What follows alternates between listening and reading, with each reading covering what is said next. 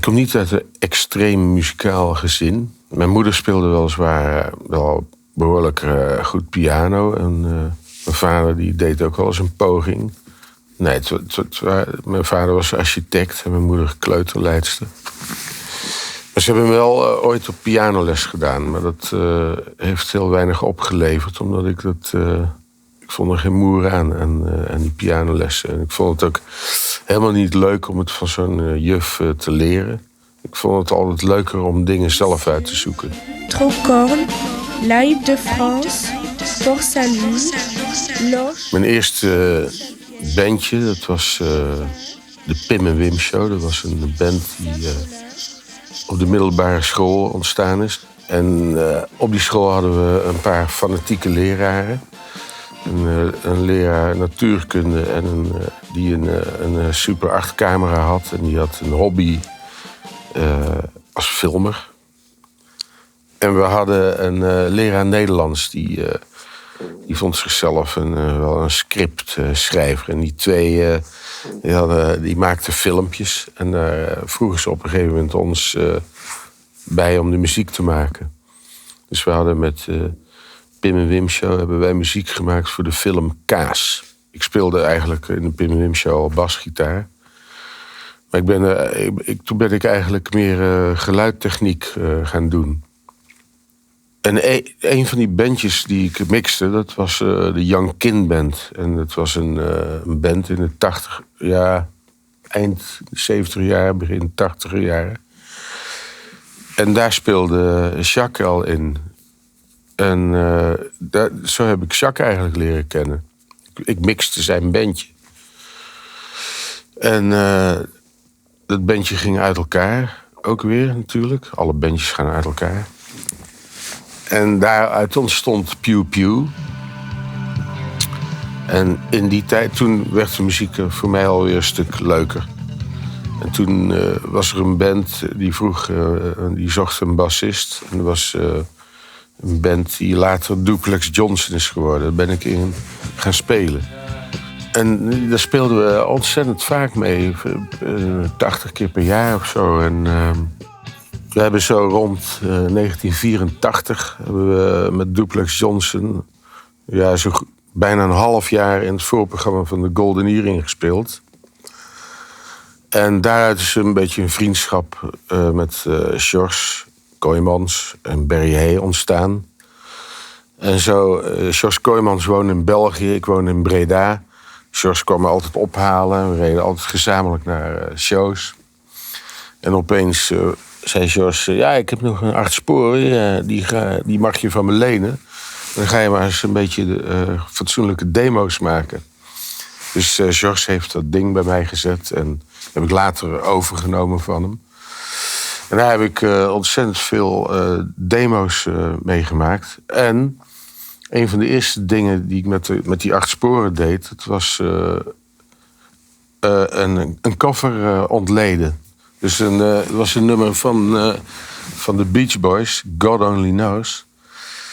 Ik dacht, heb ik 8 sporen, dan kan ik al die koortjes eens lekker gaan uitzoeken en zo. Dus dat heb ik allemaal gedaan. En zo is eigenlijk dat een beetje begonnen, dat ontleden van bestaande muziek.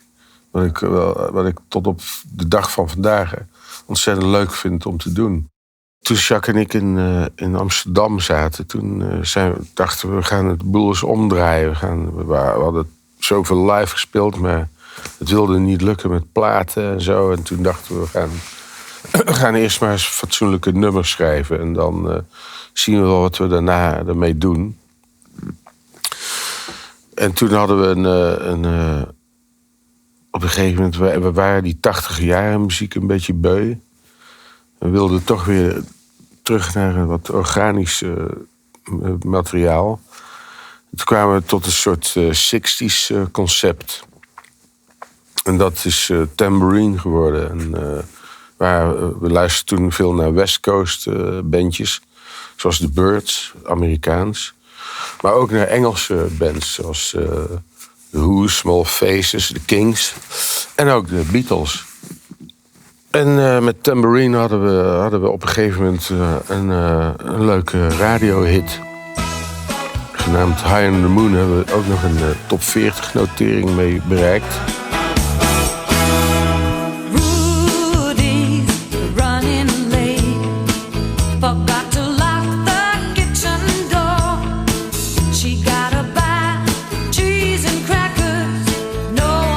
En we hadden een ontzettende leuke debuutplaat. Het was een soort fris concept waar we ons heel erg in konden vinden in die tijd. En ja, dus, ik luister best nog wel met plezier naar af en toe. Het is niet zozeer het concept van Tambourine dat bewondering afdwingt. Want revivals van oude muziekstijlen kenmerken zich maar al te vaak door effectbejag. Hoezeer ook van deze authentiek klinkende productie het plezier afstraalde om de flower power nog eenmaal te laten herleven, het is bovenal de kwaliteit van de liedjes zelf die overtuigt. En na Tambourine, toen werd ik door iemand gevraagd om in de nieuwe band van Richard Jansen te komen spelen. Richard Jansen was de frontman van de Fatal Flowers. En die had een nieuwe band. En daar werd ik gevraagd om keyboard te spelen. En dat was Shine. En in Shine zat ook J.B. Meijers. Die heb ik daar leren kennen. En daar ben ik toen ook bevriend mee geraakt. What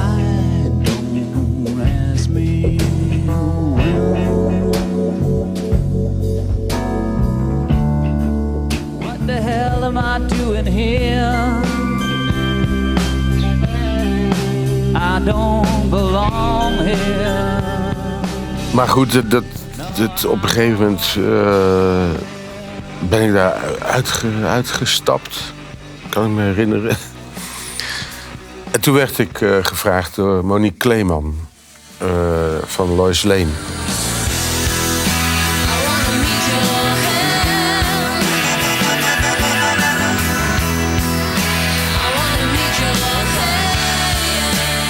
Monique die wilde iets heel anders met Lois Lane. Die wilde helemaal anders gaan doen. En die vroeg mij of ik nummers wilde schrijven en de nieuwe plaat wilde produceren. En dat heb ik toen gedaan. Daar hebben we een geweldige hit gehad met Tonight. Waar ook een clip bij werd gemaakt. Die clip daar was behoorlijk over nagedacht.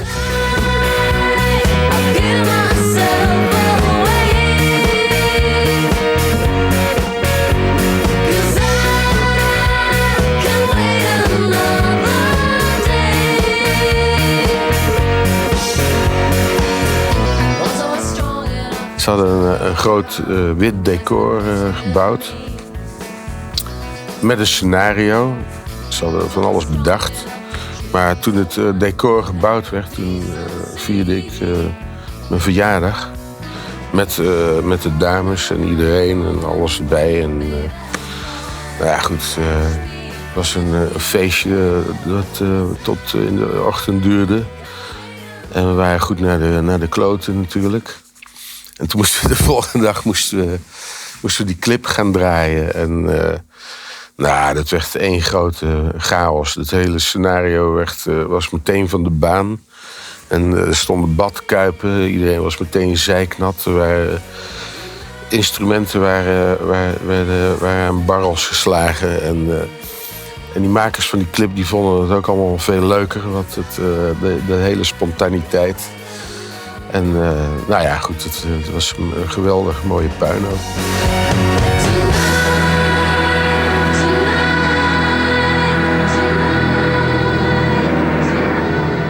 Na een paar jaar ben ik er ook weer mee gestopt.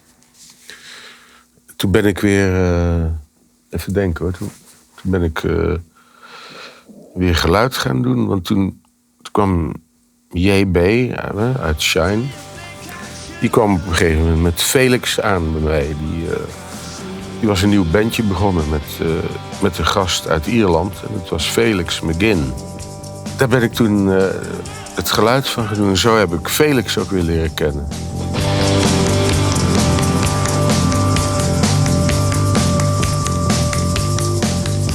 Dan heb ik ook nog een tijdje in een band met Ellen ten Damme gespeeld. Toen ben ik een beetje gestopt met live spelen. En toen ben ik in de wereld van de reclamemuziek beland. Want het was heel moeilijk om ertussen te komen. Maar je had van die bedrijven die waren gespecialiseerd in het maken van muziek voor tv- en radiocommercials. En voor zo'n bedrijf ben ik toen gaan werken. En toen ben ik uiteindelijk... zat ik in een studio iets te maken. En toen was Felix daar toevallig ook.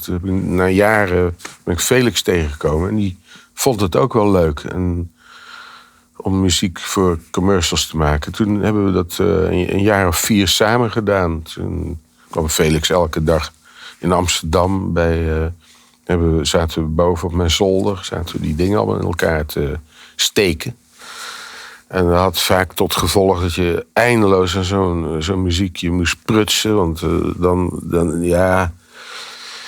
zo'n gast die was dan zo verliefd op het origineel dat hij dat ook weer niet los kon laten. En dan moest er dit aan gebeuren en dat. En dan eindigde je met een 7-koppige draak. Dat was vaak het geval. Maar je had ook gevallen dat er wel geld was om de rechten te kopen. Maar dan wilden ze weer niet het origineel kopen. Dat was dan alsnog te duur. Maar dan hadden ze de rechten en dan moest je iets 1 op 1 namaken. En dat vond ik ook wel heel leuk om te doen. Uiteindelijk bleek het een uitstekende leerschool voor de analogs. Het was op een gegeven moment zelfs zo dat er was een Duits telefoonbedrijf... en die wilde Hello Goodbye van de Beatles nalaten maken.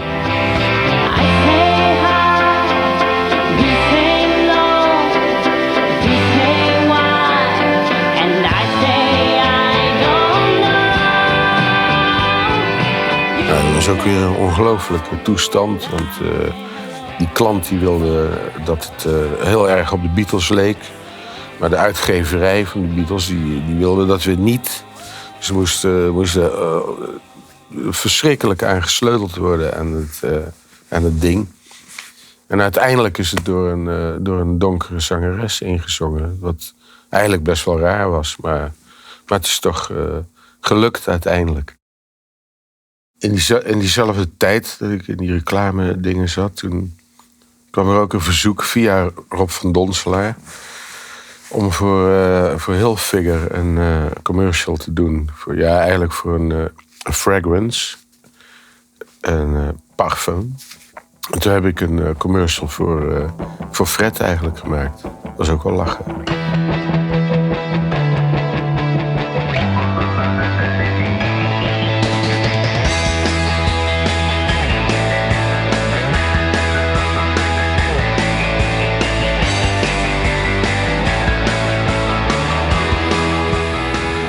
Rob van Donselaar, dat was vroeger de eigenaar van Studio Zeezicht.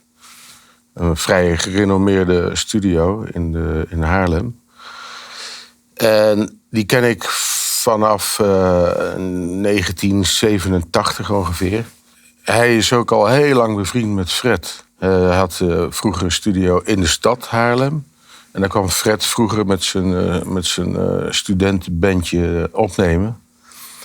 En zodoende kenden die elkaar. En uiteindelijk heeft Fred met Rob een plaat opgenomen... met nummers die hij had liggen. Dat was in 2002. En daar is op een bepaalde manier een nummer van mij op terecht gekomen.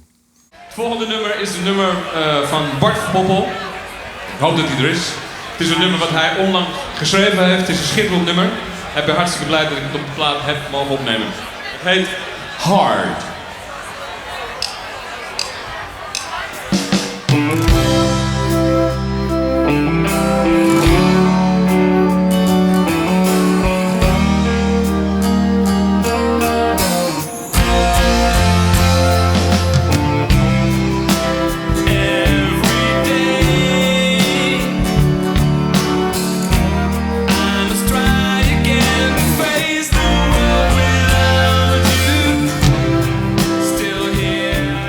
Sindsdien ken ik Fred ook. Kwam ik hem regelmatig op feestjes tegen. En op een gegeven moment kwam hij met een idee om de Beatles te gaan spelen. En dan albums integraal. Maar goed, er kwam helemaal niks van terecht. En toen, jaren later, toen belde Rob mij op van... Fred die wil dit en dat. Toen zei ik, ja, dat weet ik al lang. Dat heeft hij me al jaren geleden gevraagd. En nou ja, goed, toen is het uiteindelijk begonnen.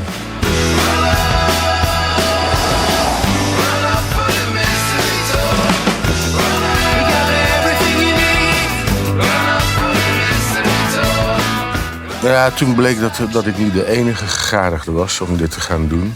Dat wist ik dus niet. Ik dacht maar goed, dat was dus niet zo. Maar uiteindelijk ben ik het toch geworden. En toen moesten we mensen gaan vinden, weet je, om dat uit te voeren. En toen hadden we al vrij snel, waren Rob en ik het eens dat Jan van der Meij erbij gehaald moest worden. Nou, dat hebben we toen gedaan. En en Bico, daar waren we het eigenlijk ook over eens.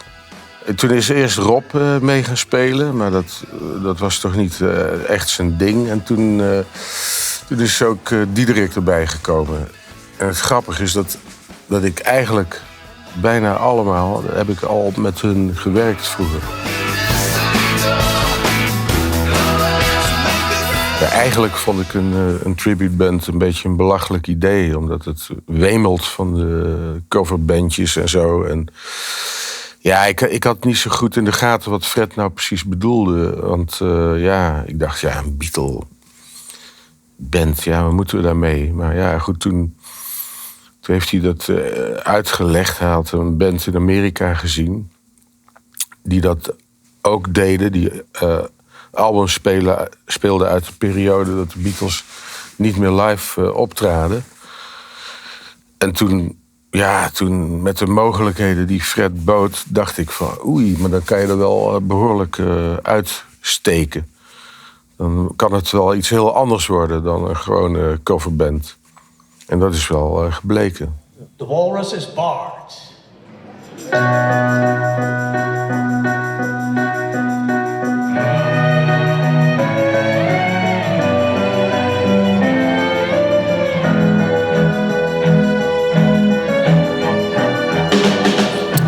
Ja, ik zal niet zo gauw een moderne muziekwinkel binnenstappen. Want het zegt me eigenlijk heel weinig wat ik daar dan zie.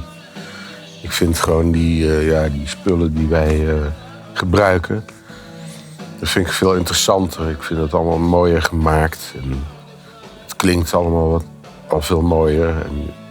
Dus voor mij is dat ook gewoon nog een aspect wat zo leuk is aan de analogs. Dat ik al die spullen heb kunnen verzamelen. En die hier in deze ruimte om me heen heb kunnen. Dus het staat hier ook allemaal. En het is hier een soort man-cave geworden. Een soort droom die ik vroeger had, die uiteindelijk uit is gekomen. Het is heel jammer dat ik dan dat ik daar 60 voor ben moeten. Dat het niet veel eerder was. Maar ja, ik geniet er met volle teugen van. Ja, bas spelen als je de Beatles speelt en je moet bas spelen, dan heb je een aardige klus voor de boeg. Want het is niet zomaar bas spelen, maar je moet McCartney volgen. Dus, en die wil nogal variëren. Dus je moet bij elk couplet heb je weer andere loopjes. En een bas, die moet altijd daar zijn. Met een gitaar heb je wel eens een keertje wat rust. Of je kan een beetje. En dat is ook met keyboards en zo. Die spelen niet altijd. Maar een bas is altijd daar. Ja, het leukste album vind ik toch. Wat we hebben gedaan, vind ik toch Sgt. Pepper. Ik weet niet waarom, maar ja. En dan vond ik ook Mr. Kite vond ik wel heel erg leuk om te maken. Omdat het zo'n vreemd nummer is. Met die exotische dingetjes. Er zit ook een soort geluidscollage in. Ja, dat is gewoon, dat was een ontzettend karwei. Ja, later met Revolution nummer 9 was nog veel idioter. Er was nog veel meer werk, maar ik vond dat in Kite vond ik ook heel erg leuk om te doen. Met al die orgeltjes en het gedoe. Mr. K performs his feat on Saturday at Bishopsgate. The Hendersons will dance and sing as Mr. Kite flies to the ring. Nou ja, het is een totaliteit wel een clubje van ook de mensen van het geluid en van de vormgeving. Die komen ook allemaal uit hetzelfde netwerk een beetje. Dat maakt het ook wel heel leuk.